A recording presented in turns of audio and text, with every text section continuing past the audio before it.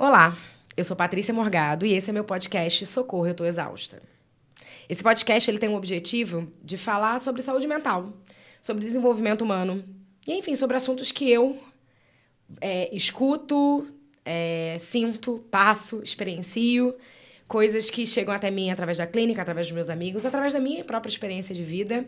Então aqui a gente vai falar sobre saúde, sobre exaustão, sobre cansaço, sobre maternidade, sobre relação, sobre o que é viver nessa sociedade de hoje e quais as implicações, as dificuldades que a gente, principalmente meu ponto de vista como mulher, como é que a gente está lidando com tudo isso. O episódio de hoje, ele vai falar sobre lutos e perdas e como é que o imperativo da positividade, ela nos impede de viver o sofrimento, de experienciar o sofrimento. Eu, particularmente, passei por uma experiência de luto, estou passando ainda, que ocorreu há 2 meses. Meu pai faleceu tem 2 meses. Mas isso foi um dos inspiradores para esse programa de hoje, porque eu percebi muita coisa nesse processo e muita coisa que a gente é arrastado ou levado a viver, porque é um impositivo social.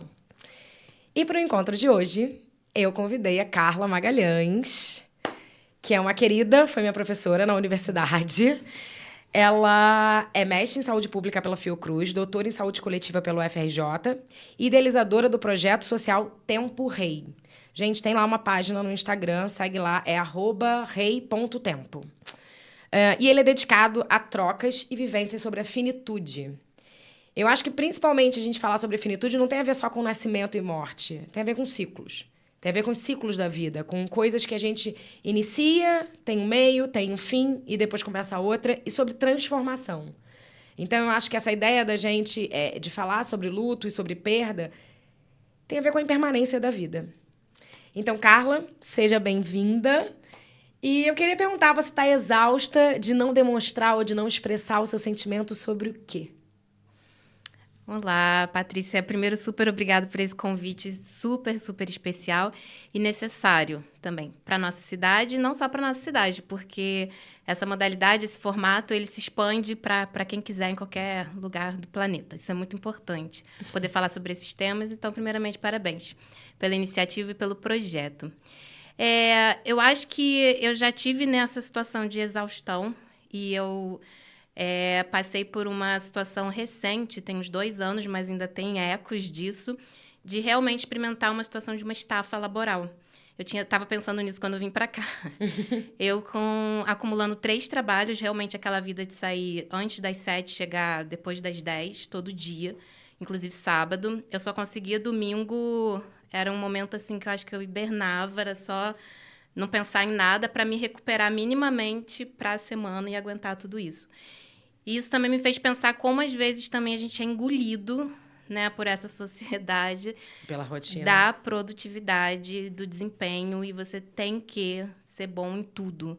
Eu já, mesmo como psicóloga, é uma coisa difícil, que a gente, às vezes, é levado mesmo a entrar nesse looping. E é algo que eu já trouxe para minha consciência tem um tempo, mas foi por meio de um processo de adoecimento, não posso negar. Então, foi realmente todos os perfis e os critérios de um burnout. Então, por conta disso, que afeta a nossa saúde mental, afeta a nossa saúde física, como um todo, a nossa vida pessoal e profissional se mistura muito, né?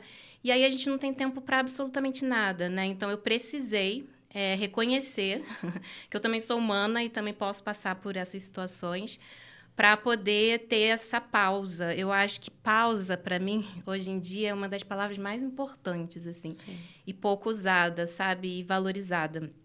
A pausa, ela é considerada como uma coisa, assim, de perder tempo, né? E, na verdade, ela pode salvar vidas, de uma forma A assim... pausa significa que você não está produzindo, né, Carla? E aí, se você não está produzindo, você não é um sujeito social Sim. com mérito, com sucesso. Sim. Se você fala que você está pausando, inclusive as pessoas olham para você, é por isso que não conseguiu aquilo, né? É por isso que não conseguiu aquilo. Ou outro. Ou por isso que não tem um trabalho assim. Por isso que reclama do dinheiro. Que é isso, a pausa, ela é vista, inclusive, como um sinal de... Nossa...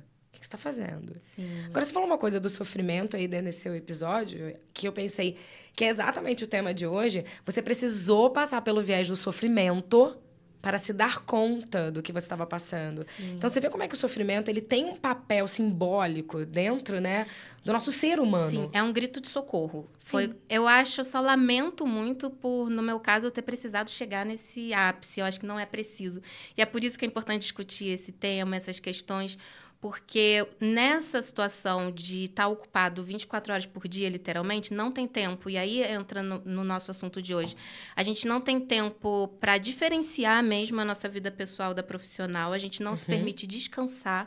A gente não se permite aquele ócio mesmo, que às vezes nem precisa ser criativo, é um ócio, é não fazer nada. Isso é super importante para a nossa saúde mental. E sequer, né, imagina a gente poder ter um tempo para a gente se dedicar, né, a situações de sofrimento, a ciclos encerrados. E aí a gente entra na situação que a gente vai falar hoje de perdas e lutos, e aí eu diferencio um pouco esses dois conceitos para a gente pensar que a nossa vida, desde que a gente nasce, ela é marcada por perdas. E toda perda envolve um grau de sofrimento. E a gente pode sofrer até por uma perda de algo bom. Porque quando a gente faz uma escolha, e essa escolha é maravilhosa, você está abrindo mão de outras, né? Eu fico pensando nos adolescentes que estão no ensino médio. Eu acho uma loucura o ensino médio de hoje em dia, é uma questão que me preocupa muito. Inclusive, são muitos adolescentes nessa fase fazendo uso de medicações psiquiátricas, muito mesmo. E eu fico pensando assim... Tem tudo isso e ainda tem uma escolha profissional aos 17 anos de idade, aos 18, algo que vai definir a sua vida. E quando eu trabalho com adolescente, o que eu percebo? Que às vezes ele tem 3 escolhas assim, que ele acha incrível e ele vai ter que escolher uma. Pelo menos para tentar inicialmente fazer essa faculdade ou uma carreira profissional. E aí, mesmo sendo uma escolha muito legal, você está abrindo mão de outras. Isso pode também trazer e causar sofrimento. Eu acho muito interessante o que você fala sobre a escolha, porque eu também acho que perda e escolha estão muito ligados. Sim. Eu vou falar bem simples. Se você escolhe o azul, você perdeu o amarelo. Sim. E aí você tem que lidar com não ter o amarelo. Então, escolhas implicam perdas. E aí a gente coloca em relacionamento, em escolha de emprego, em escolha de oportunidade na vida, em escolha de onde você mora, de tudo. Sim. Tudo vai implicar uma perda. Mas como é que a gente lida com essa perda, né? Sim. Porque eu acho que aí é a grande questão. Quando eu pensei em fazer o podcast, que eu entrei em contato com você, para mim estava muito gritante a invisibilidade, a impossibilidade de socialmente as pessoas lidarem com o sofrimento e com a dor. Meu pai faleceu dia 1º de maio. E eu fiquei muito chocada o quanto de assuntos burocráticos que você tem que resolver naquele momento. Então, assim, a pessoa morre, você não pode lidar com aquilo. Você tem que lidar com o que está acontecendo por detrás daquilo. Tem que avisar para isso, tem que avisar para aquilo, tem que avisar para aquilo outro, tem que pagar o cemitério, tem que pagar não sei quem. Então, assim, como é que... Mas você não tá chorando. Como é que você vai chorar? Que tempo você tem para chorar? Então, para mim, naquele primeiro momento, foi isso. Cadê meu tempo para chorar? Eu queria simplesmente deitar e chorar. E eu tenho um filho, eu sou mãe solo. Como é que você faz isso, sendo que outra vida depende de você e depende exclusivamente de você? E que você também tem que segurar a pemba dessa criança. Então, assim, primeira semana eu fiquei muito assim... Aí eu não trabalhei na primeira semana. Eu falei, não posso, né? Tem que resolver as coisas burocráticas, dar uma atenção pro meu filho. Na segunda semana, você tem que voltar a trabalhar. E é muito curioso que na primeira semana todo mundo... como é que tá na... Depois, assim, é simplesmente vida que segue. E aí, se você tá um pouco mais tensa ou... Não, esquecem do fato de que você acabou de perder uma pessoa... Que a perda de um pai ou de uma mãe é algo estrutural. Ainda mais se você teve eles como um pilar na sua vida. Então, é algo que a sua estrutura, de alguma forma, também... Ela vai dar ali uns buracos ali que você vai ter que olhar. Você vai ter que ver. Só que você não tem tempo. E aí, na segunda semana, aí veio a terceira semana, eu falei... Gente, que loucura. Eu não consigo. Eu não consigo ter um tempo para deitar na minha cama, para chorar. Ou para falar, eu fico com vergonha de falar do meu luto para as pessoas. Eu vou para casa dos meus amigos, aí nesse dia eu acabo chorando, né? Porque eu converso com outras pessoas. Aí toda vez que eu vou para casa dos meus amigos, converso com outras pessoas, eu volto para casa chorando. Mas aí eu choro o quê? Eu choro à noite, de madrugada, debaixo do travesseiro. Não. Mas a vida, ela não te permite esse lugar para falar sobre o luto. E aí me remeteu muito, né? Principalmente o primeiro mês, um trabalho que eu já fiz. O nome do projeto é Florescer com Anjos. É um projeto que dá assistência a pais enlutados. E a gente fazia... tinha atendimento individual, psicológico, mas também tinham grupos e etc e tal. É da Cris Fiore, uma querida. Cris, um beijo pra você. Mas o que me chamou muita atenção quando eu estava passando por aquilo ali eram as falas que eu escutava muito daquelas mulheres, que era... Eu tô com vergonha de falar sobre... Eu não quero falar sobre outro assunto, eu quero falar sobre isso. E aí as pessoas querem que eu socialize. Mas eu acabei de perder meu filho. E as pessoas, não, vamos pra festa de fulano, vamos pra casa de ciclano, vamos fazer... Tudo bem, eu até vou, mas eu quero falar daquilo. Será que as pessoas estão dispostas? Será que existe um espaço social para esse luto? Porque a verdade, aí eu vou usar Byung-Chul Han maravilhoso, e aí ele fala do seja feliz, virou uma nova forma de dominação. Porque é isso, seja feliz, ele te obriga a estar desempenhando dentro dessa sociedade do desempenho. Porque a doença, ela não produz, né? Inclusive, é caso de afastamento, né? Tá aí a depressão como um dos maiores índices de afastamento de funcionário hoje em dia na estatística organizacional. Então, assim, se você pensar que não há espaço para isso, isso me deixou muito incomodada. Porque onde é que as pessoas podem sofrer, então? E aí eu tô trazendo um exemplo de lutos grandes, significativos, né? Pra gente tentar começar a pensar nos que a gente tem todo dia. A vida é uma sucessão de lutos. Uhum. E é isso que a gente está falando. A vida é uma sucessão de lutos cada dia. Se a gente parar para observar, algo se foi ali. Sabe? E é isso que fiquei muito angustiada. A palavra certa acho que é essa. Fiquei muito angustiada com esse processo. Porque eu acho que tem tudo a ver com a questão da exaustão. Porque a gente não pode sofrer, então não tem espaço para isso. Então o que entra dentro disso é a doença. A doença entra nesse espaço. E uma vez doente, a gente é afastado da vida em sociedade. Ou seja, de novo, a gente está afastando o sofrimento da vida...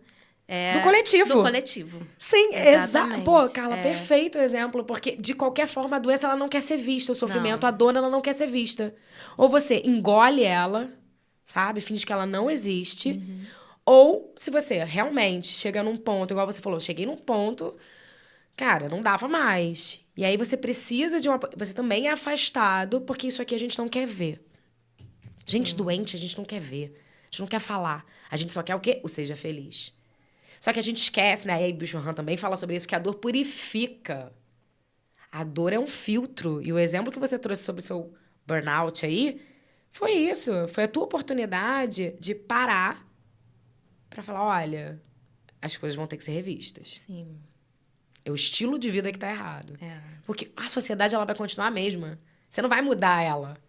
E às vezes essas situações faz com que a gente, assim, pare e precise daquele tempo. E aí eu falo pausa, que eu realmente acho que faz muito sentido, para recalcular a rota da nossa vida novamente. Porque é ladeira abaixo se a gente continuar sempre vivendo, acordando e tá naquele limite da existência, do cansaço, da exaustão. Então, eu acho que até voltando à tua pergunta inicial, hoje em dia eu não me considero mais uma pessoa exausta, eu me considero uma pessoa cansada.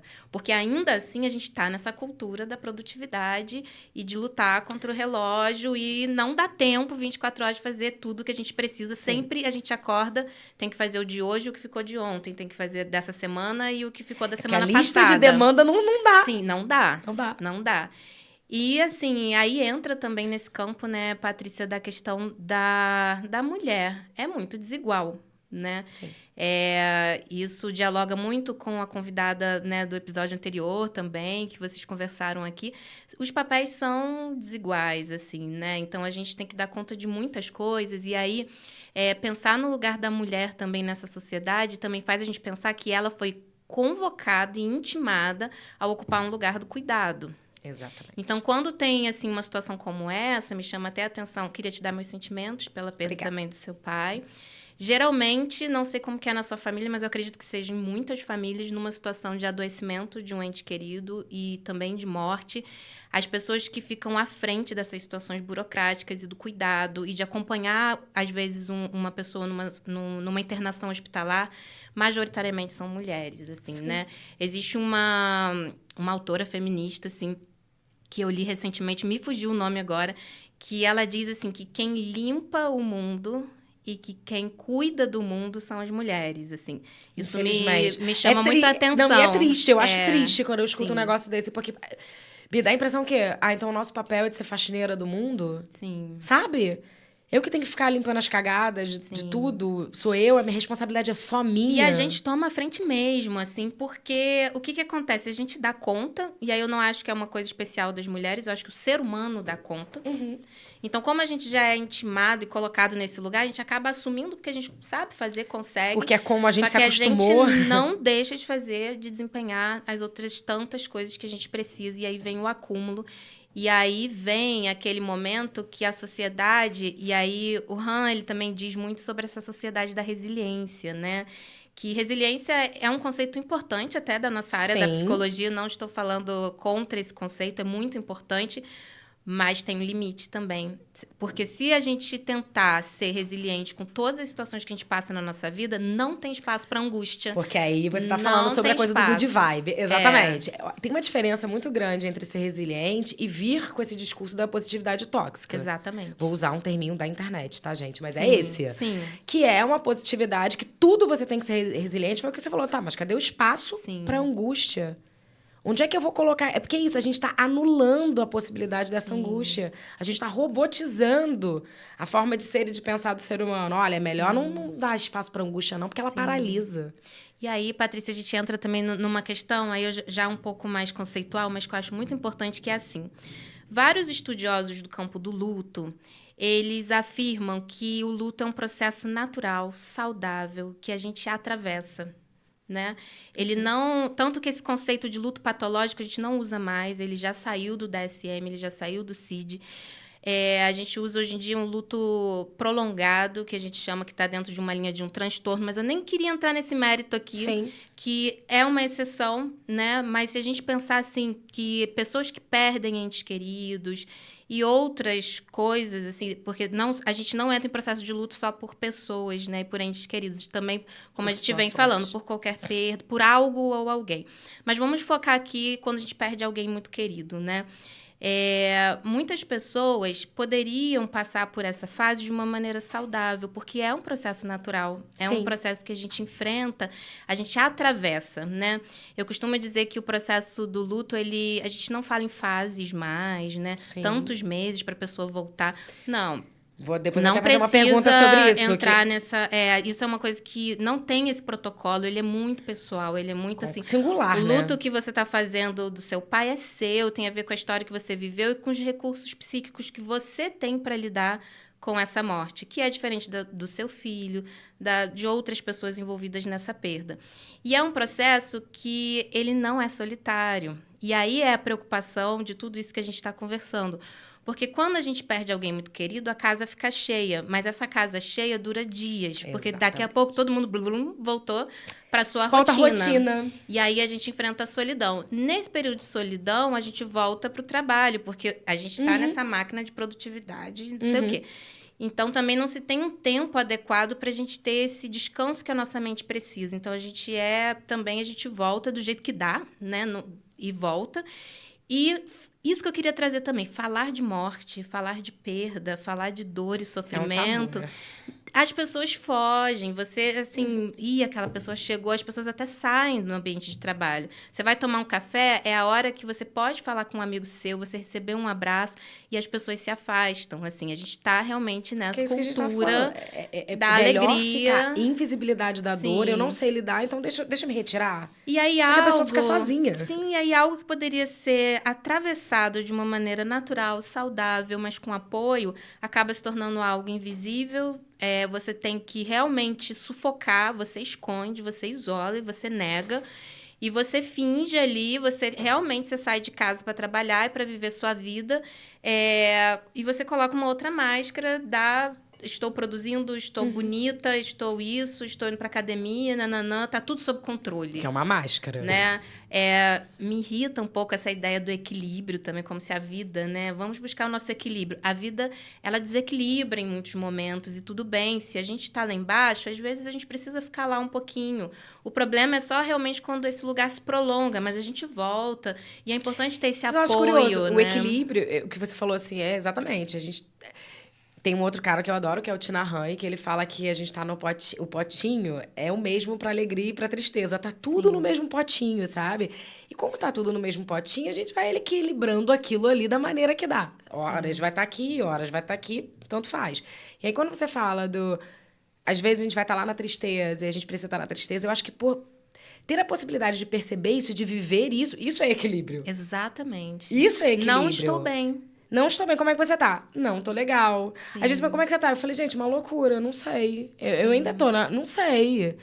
Não tenho ideia. E a gente precisa resgatar esses conceitos básicos, esses sentimentos que são inerentes ao ser humano. Estar triste é algo inerente à nossa condição. Isso não é doença, isso não é Ninguém patologia. quer ficar triste hoje em dia. Não, faz parte. Você sofrer, você ficar triste. O que é diferente de um quadro depressivo, de um quadro ansioso. Mas um processo de luto, quando a gente perde alguém... A gente, nada mais, assim, a gente fica triste, a gente fica um pouco mais recolhido. E isso é saudável, isso é normal, a gente precisa de apoio. Cada um lida com essa fase de uma maneira, a gente precisa respeitar. Então, tem pessoas, assim, que, por exemplo, precisam muito revisitar fotos, vídeos. E aí, tem gente que fala, não fica vendo isso. E aí, reprime. E eu ia te falar exatamente sobre isso. Porque essa coisa que você falou do atravessar isso com rede, né? Com apoio, com faz vínculos. Toda a diferença. Que faz toda a diferença. Eu vejo também, não só agora no meu, mas... o que eu vejo na clínica muito é essa coisa do... Eu tô passando pelo luto e quando eu chego pra falar... ou você viu essa foto? Que legal que eu já tirei com aquela pessoa. Ou falar mesmo de um trabalho perdido. E a pessoa fala assim, ai, você ainda tá pensando nisso? Se for trabalho, então se for coisa, assim. Sim. Aí mesmo que as pessoas desqualificam a dor do outro. Exatamente. Porque eu acho que é muito sério isso, quando a gente é desqualificado pela dor. Ou seja, um marido que perdeu, e aí a pessoa vai falar, a pessoa, ai, mas fulano não tá enxergando. Cara, ok, você pode estar enxergando, pode ser bonito, mas a outra pessoa não tá e ela precisa de abraço. Sim. Ela precisa de gente. E não existe um protocolo e uma receita sobre como atravessar o luto. Isso é muito, como eu falei no início, é muito singular. Eu ia fazer, inclusive, uma pergunta pra você, porque é especialista nesse assunto, porque é uma coisa também que chega muito quanto tempo eu tenho pra passar esse luto? Eu sempre respondo isso, que o luto é algo singular e que vai depender da vivência de cada um e do que tá ao redor dessa pessoa para possibilitar ela a ter mais ferramentas emocionais para lidar com aquilo. Ok, beleza. Mas é uma pergunta que as pessoas ficam muito em cima. É como se, assim, passou 6 meses, você já pode fazer tal... Você tá entendendo? Não sei se é uma visão antiga, uma visão tradicional. Olha, eu tenho que usar preto durante 6 meses e depois... Sabe? Sim. Não sei se isso vem de uma tradição relacionada ao luto...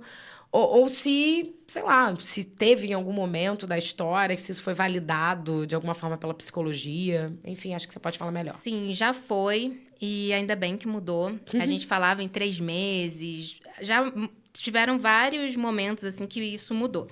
Mas, atualmente, o que a gente discute? Que realmente primeiro, é um processo natural, é um processo saudável que tem que ser atravessado. E com relação a tempo, a formas de lidar, isso não é mais um protocolo. O que a gente considera é assim, é muito natural que diante de uma perda, né, que acabou de acontecer, principalmente de um ente querido, a gente entre num estado de choque mesmo. E esse estado de choque, cada pessoa pode manifestar de uma maneira diferente. Tem gente que fica apática e é julgado também. Nossa, mas ela não tá chorando? Nossa, mas... Porque cada um vai reagir a essa crise, a esse momento de choque de uma maneira. Mas é normal, nesse início, realmente ser algo muito desestruturante. E é esse período de crise que a gente chama. E ele realmente dura dias, assim, né? É o que a gente observa. Aquela dor mais intensa que te desorganiza. E você realmente para tudo e vai se dedicar até com aqueles rituais de despedida, que eu aconselho aqui também. São muitos assuntos, mas, assim, são super importantes. Eu vim pensando nisso, que eu acho que a gente tem que fazer mais um episódio.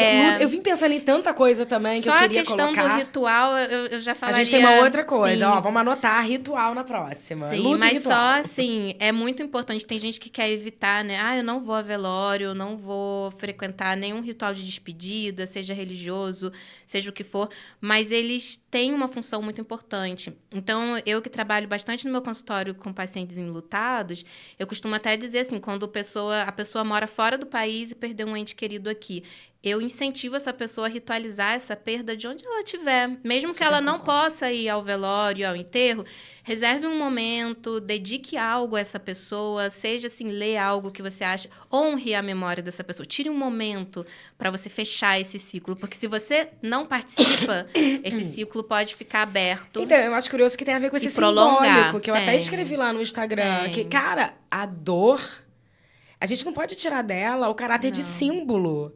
E deixar isso. A dor é uma coisa medicinal, fisiológica, tem que ser tratada. Ou então psiquiátrica e tem que ser tratada de forma medicamentosa ou através da medicina. E acabou. Sim. Não, a dor, ela é simbólica. E quando você fala da necessidade do ritual, a gente está falando sobre isso. É muito importante. Eu sou muito a favor. Inclusive, não precisa ser só para um ente que faleceu, não. Eu acho que qualquer final de ciclo é importante um símbolo. Você terminou uma universidade. Eu não vou fazer formatura. Faz algo que simbolize aquele final ali. Eu lembro que eu terminei a minha na pandemia, no iniciozinho da pandemia.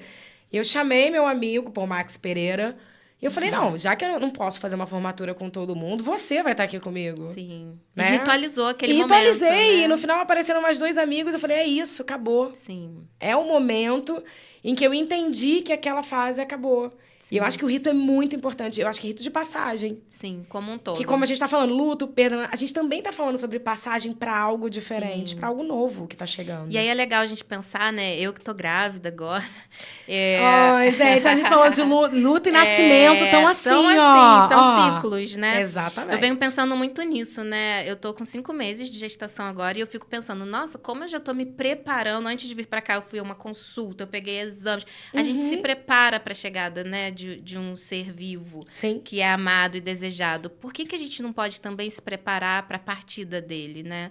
É algo assim que na nossa cultura, e aí leia-se cultura ocidental, porque no Oriente é um pouco diferente, exatamente, a gente tem muita dificuldade de se preparar, porque é interessante que numa hora de morte mesmo, eu trabalhei em um hospital há muitos anos, eu via a família falando assim, eu perguntava coisas simples, né? Ele queria ser cremado, ele falou sobre isso? Não, a gente nunca conversou sobre isso. Tabu. E às vezes era uma pessoa de 80 anos que faleceu, e em 80 anos de vida, ninguém se preocupou? Ninguém conversou sobre isso. E eu sou muito a favor, e é por isso esse meu projeto Tempo Rei, a gente discute esses temas tomando um café numa livraria.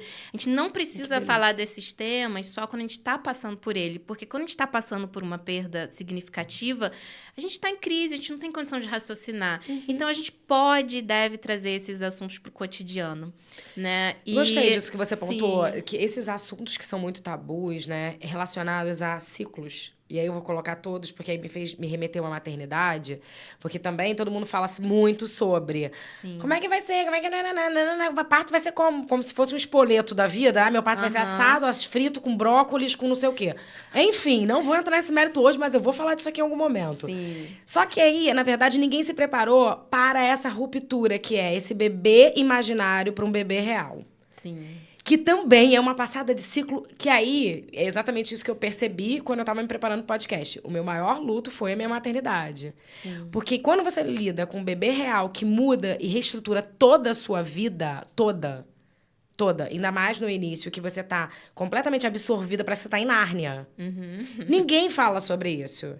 Ninguém é capaz de sentar e falar assim, olha, vai ser uma porcaria. Você vai se sentir péssima. Você vai se olhar no espelho e não vai se reconhecer. Sim. Você vai se sentir solitária pra caramba. Até porque a maternidade é um exercício solitário. E não só no início.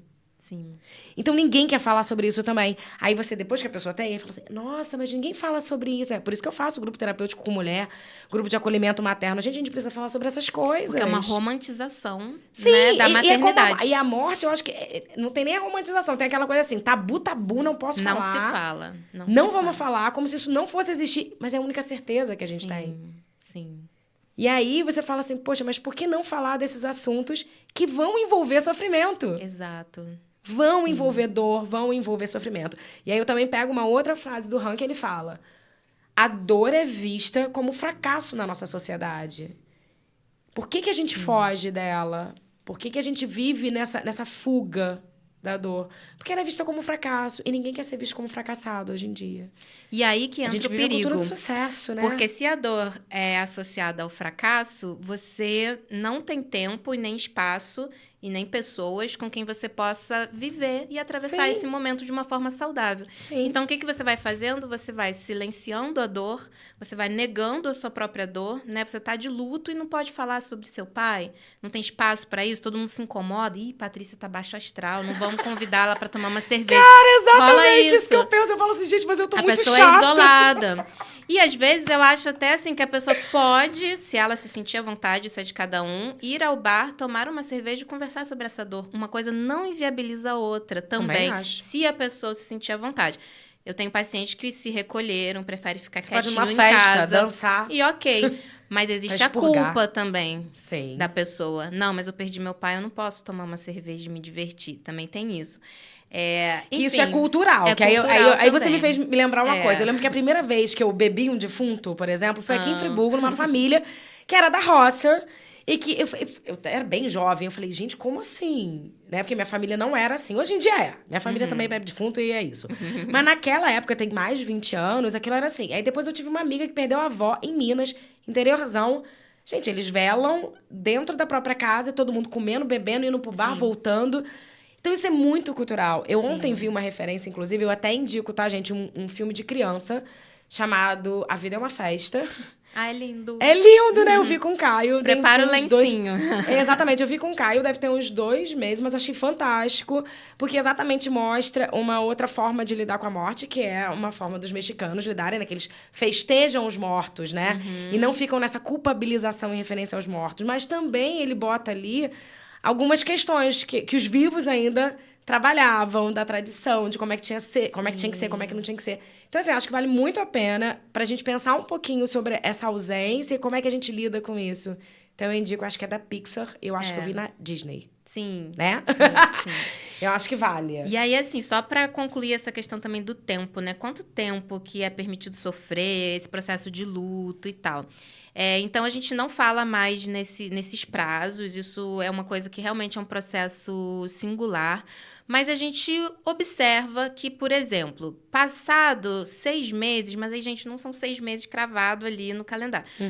Poxa, um semestre ali, 6, 7 meses e tal, e a pessoa ainda tá naquele estado de choque, é um sinal de alerta. Não, tô entendendo o que você tá falando. Não Entende? quer dizer, ai, não tenho mais que sofrer. Não, é um estado de choque. Ela não conseguiu retomar algumas coisas algumas atividades rotineiras da vida com aquela dor. Eu não tô falando de arrancar a dor.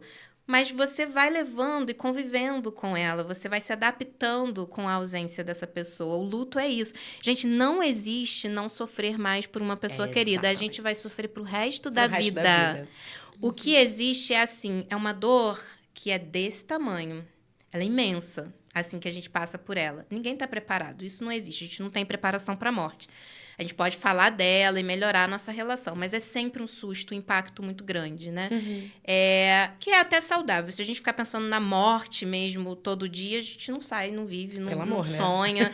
Mas, realmente, quando a gente passa por ela, é uma dor que eu costumo dizer que ela é desse tamanho. O processo do luto é a gente acomodar essa dor num lugar que dê espaço para outras coisas da sua vida voltarem a brilhar até. Você volta a viver, mas tua dor tá ali, sabe? Ela tá acomodada. É o que a gente realmente fala poeticamente, que o luto é você transformar aquela dor intensa numa saudade gostosa, assim. E o que acontece? Se passou ali 6 meses, um semestre, e a pessoa ainda está no choque, no estado de choque, é sim um estágio de alerta, um momento para a gente considerar uma ajuda profissional. Às vezes não é nem com psiquiatra, às vezes é realmente com um profissional de saúde que vai avaliar, às vezes realmente poder ter um apoio psicológico, né, de suporte ao luto. Às vezes só ter esse espaço para falar, né, ajuda muito, né? Então eu acredito muito nisso, que é o que está, né, até no CID, hoje em dia, a gente fala em luto prolongado, que é considerado já um transtorno, que é, assim, um estado de choque que se prolonga, né? Então, isso é um estado de alerta. Mas, queria só trazer uma coisa também, uma observação que eu acho muito interessante. O primeiro ano, e aí tem a ver com a forma como a gente se organizou na nossa sociedade. O primeiro ano, sem a presença daquela pessoa, é o primeiro ano mais difícil de todos, assim. Por quê? Mesmo vivendo de uma forma Primeiros saudável. aniversários, natais, Exatamente. datas comemorativas, o aniversário de casamento dos pais. Enfim, são as primeiras datas vezes. especiais, né, que você vai viver sem aquela pessoa querida. Então, ela vai te exigir mais um processo ali de adaptação e que é muito difícil. E aí é uma pegadinha, é um perigo e a gente precisa muito conversar sobre isso. A pessoa, ela já estava ali acomodando a dor dela, sentindo dor, às vezes chora, se emociona, lembra da pessoa. Tem pessoas que gostam de frequentar cemitério, né? Tudo bem, eu acho que isso tudo é muito singular e a gente tem que respeitar, não existe certo e errado, é o que funciona para cada um. Só que o que acontece? Algumas pessoas, quando chegam assim, aí chegou a data do aniversário do seu pai, aí você cai, assim, seu humor, seu ânimo, como se tivesse perdido ele hoje. E aí as pessoas tendem a julgar. Ah, ela não tá bem, então, porque olha a reação dela, né? Já se passaram aí vários meses e ela tá nesse sofrimento todo. Essas recaídas, assim, nessas primeiras datas especiais sem a pessoa, né, a pessoa ir lá para baixo, realmente como se tivesse perdido a pessoa naquele dia, também é esperado e é normal. E é bom até que a gente saiba disso e se organize, crie um espaço para isso, assim. Nossa, sábado é o dia que seria o aniversário do meu pai, é o aniversário dele. Então, eu vou tentar desmarcar aqui alguns compromissos. Eu vou me permitir viver esse momento que eu sei que vai ser um pouco mais difícil. E isso faz parte, não é recaída. Sim, né? Faz eu parte. acho interessante você ter pontuado algumas coisas que eu acho que... Tem muita gente em dúvida, que fica muito em dúvida. Será que o que eu tô passando é muito louco, né?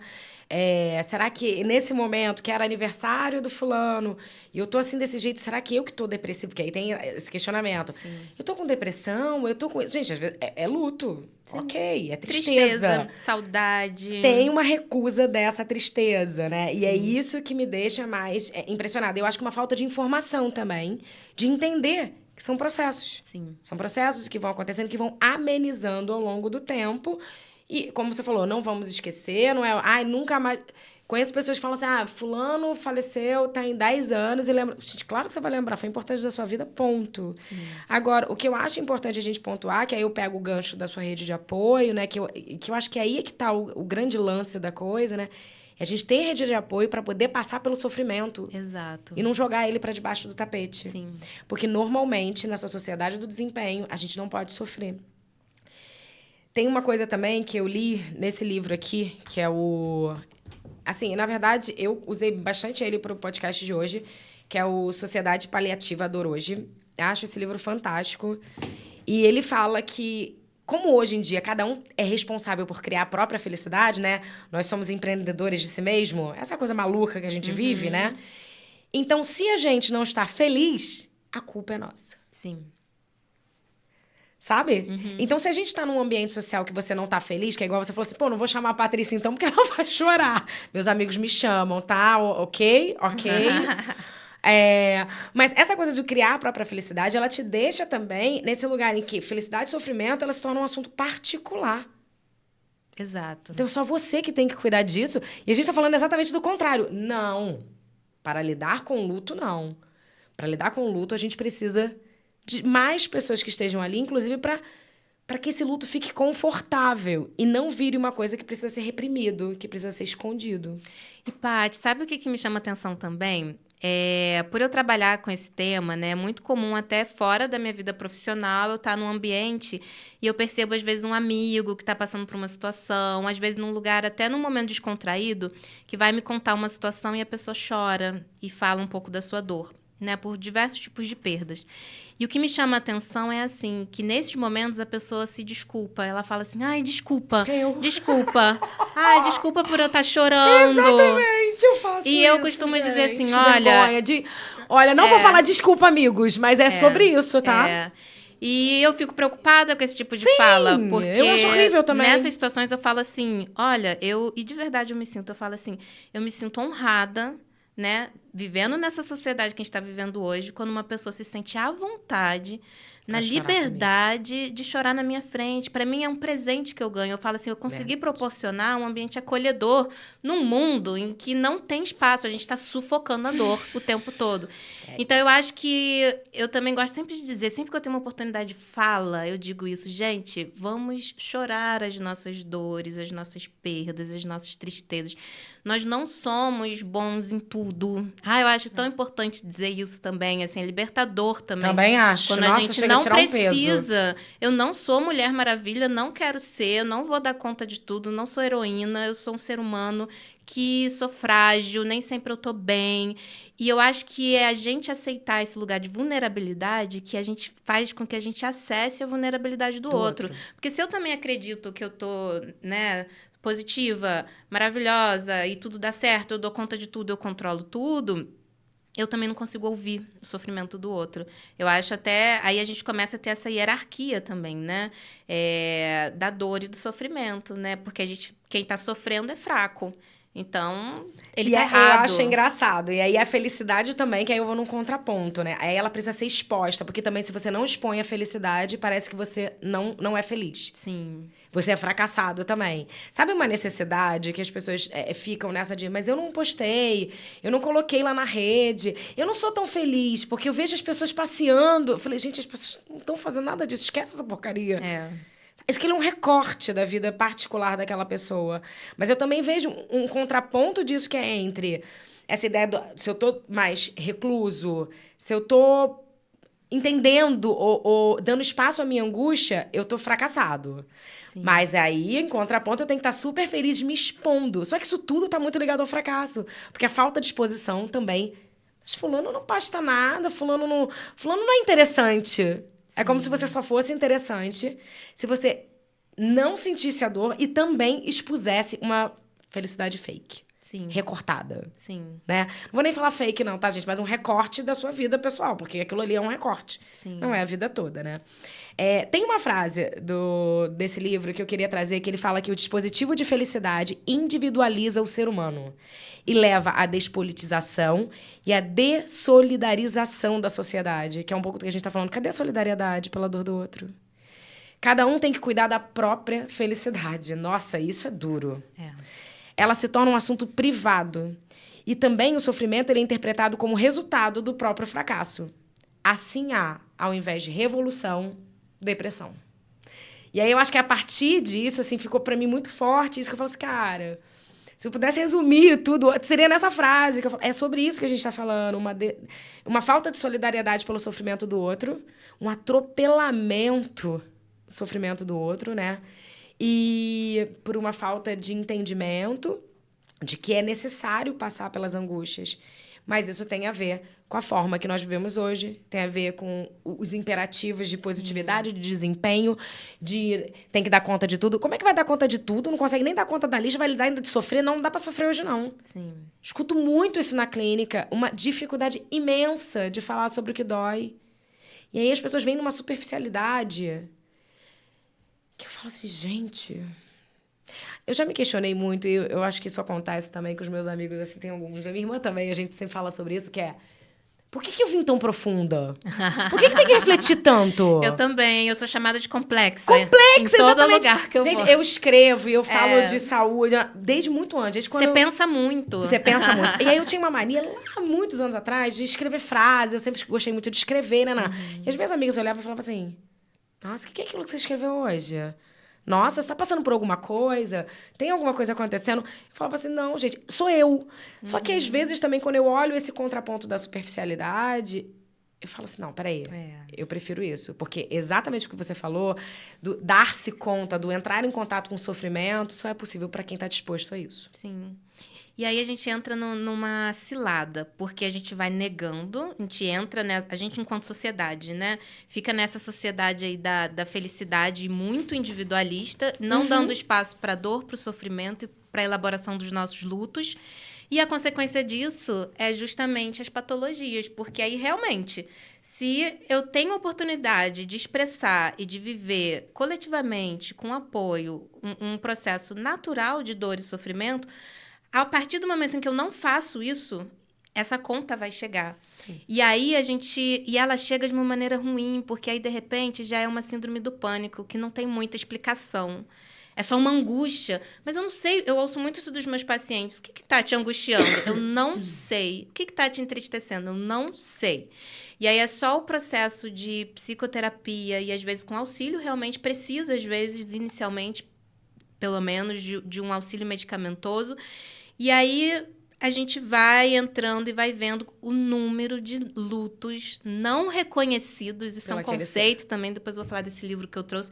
Os lutos, os tantos, assim, a gente vive numa sociedade de lutos não reconhecidos. Se você nem reconhece que você está fazendo um luto, você não atravessa, você não elabora, você não pede ajuda, você não se vulnerabiliza. E aí o seu corpo vem te dando sinais sobre isso, porque eu acho o corpo maravilhoso. Você não respeita ele e acha, gente, da onde veio essa doença? Eu falo...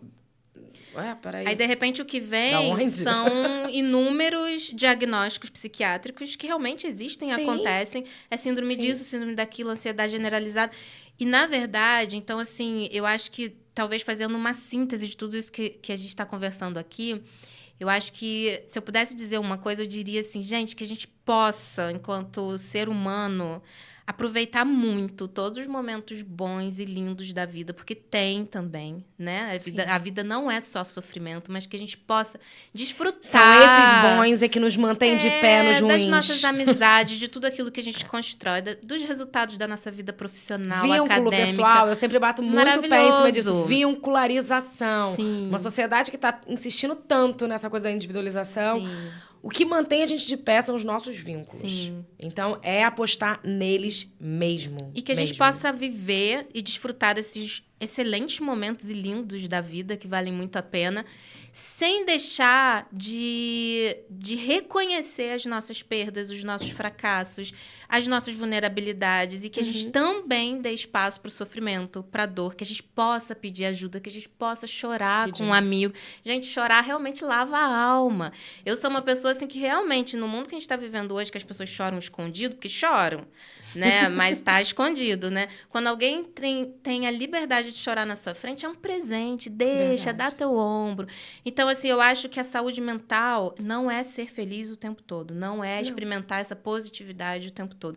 É você, assim, conseguir enfrentar um momento difícil, pedindo ajuda, reconhecendo que está difícil, podendo falar disso e colocando esse sofrimento, dando espaço para ele, e também poder desfrutar dos momentos bons, assim. E eu acho que se a gente puder falar em equilíbrio, o equilíbrio é esse. Exatamente. Voltou, eu pensei na mesma coisa. É poder ser feliz, é poder sofrer, e isso nos realmente promove saúde mental. Verdade. Se a gente ficar sufocando essas coisas, uma hora vem uma patologia, uma coisa que aí realmente já é um pouco mais complicado. Bom, a gente está chegando no final do nosso tempo. Eu vou te pedir para você falar um pouquinho do livro só, que você mostrar para eles ali. Sim. O livro que você trouxe, eu vou também mostrar mais um livro e eu vou fazer meus agradecimentos, ok? Tá joia. Então, rapidamente, só dizer que eu acabei de lançar esse livro, Incontáveis Crônicas de um Hospital Especial Covid-19, que foi junto com minha amiga Larissa, que também é psicóloga da área da saúde, psicóloga hospitalar. Ele também é um livro que fala sobre perdas e lutos, porque ele reúne assim, uma elaboração de vários profissionais que atuaram em contextos hospitalares no período da pandemia. E não é um livro técnico, é um livro muito gostoso de ler sobre crônicas de profissionais que atuaram nesse período com leveza, trazendo esperança. E eu acho que é para dar voz também a esses profissionais que atuaram nesse período da pandemia. Eu atuei também, tem crônica minha aqui. Aqui em Friburgo, ele está disponível na Genipapo, que é a única livraria que nós temos aqui. E também pela minha página no Instagram, dá para comprar direto comigo, eu mando pelo correio, a gente combina. Vai estar lá, pessoal, a página dela lá na Socorro. Sim. Tô exausta. Esse aqui é meu, tá? Ah, esse é presente. Esse é presente, esse é presente, meu. é seu. E eu trouxe um livro que fala sobre o luto no século XXI. É da Maria Helena Pereira Franco. Eu desconheço no Brasil uma pesquisadora, assim, mais atualizada do que a Maria Helena. Ela é da PUC de São Paulo. Acompanho muito o trabalho dela. Vai ter um congresso agora, no finalzinho agora de julho, sobre luto. E, assim, querem se aprofundar mais. Eu sei também que seu podcast atrai muitos estudantes de psicologia, psicólogos. É uma referência de extrema segurança que eu confio muito. E é o mais atualizado que nós temos no momento sobre esse assunto. Então, trouxe esses 2 livros hoje. E, gente, eu trouxe um livro que aparentemente não tem nada a ver, mas não sei porquê. Eu ontem estava dentre as pesquisas. Porque como a gente estava falando de luto, de perdas, e veio essa coisa da maternidade para mim, eu pensei em trazer Coisa de Menina, que é da Maria Homem, do Contardo. Esse livro é maravilhoso. E eu acho que é maravilhoso para a gente repensar exatamente esse estado de luto da maternidade. E que eu acho que é interessante a gente pensar um pouquinho nele. É um livro maravilhoso, simples de ler. Então, vale a pena para vocês. Queria agradecer imensamente a minha convidada maravilhosa, Elia, sua baby querida, que vieram me agraciar. Eu achei muito peculiar a gente estar falando sobre ciclos e ela estar grávida e vir aqui. Sim. Acho muito bonito isso, singular para mim. Então, eu te agradeço pela disponibilidade de estar aqui falando para todo mundo, acrescentando tanto a esse assunto. Quero agradecer também a minha produtora, Iane Perissé, a Realize Podcast, a Ponto Sustentável, que me veste lindamente, e também a Martins Ateliê, que me deixa também mais bonita ainda, querida. E, gente, por favor, a minha vaquinha online, maravilhosa. Como eu expliquei lá, eu preciso do apoio de vocês para manter o projeto, né? Que titia que é mãe solo, tá? Não recebe pensão, não. Então me ajuda, tá? Tem que pagar colégio, tem que fazer as coisas e tem que botar esse projeto para andar, porque eu acho um projeto lindo, eu aposto muito nele. Eu quero agradecer muito todo mundo que pôde contribuir essa semana. Eu botei a vaquinha essa semana, já tem um monte de gente contribuindo. Agradeço imensamente. E aí eu quero fechar hoje, eu vou deixar só uma frase final, que é também do Han, e ele fala o seguinte: a vida que recusa toda dor é uma vida coisificada. Só o ser tocado, o ser afetado pelo outro, é que mantém a vida viva. Então vamos nos deixar ser afetados pelo outro. Porque isso é que mantém a chama da vida entre a gente. Tá bom? Um beijo grande, gente. Tchau, tchau. Obrigada, Carla. Beijo, até a próxima.